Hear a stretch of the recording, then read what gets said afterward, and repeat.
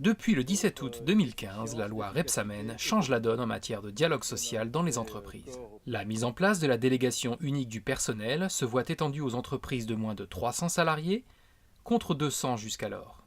Mais elle permet surtout de regrouper au sein de la même instance le comité d'entreprise, les délégués du personnel, et elle inclut désormais le CHSCT.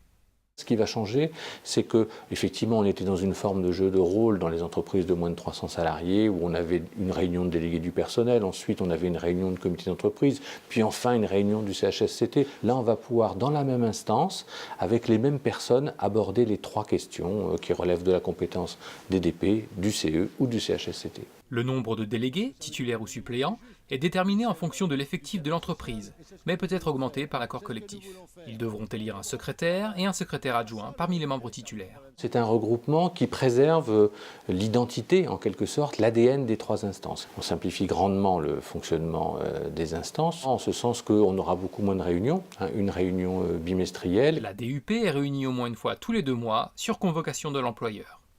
Au moins 4 réunions annuelles portent, en tout ou partie, sur des sujets relevant des attributions du CHSCT. Les premiers effets devraient voir le jour rapidement pour évaluer l'objectif de la loi de simplifier le fonctionnement des institutions de représentation du personnel.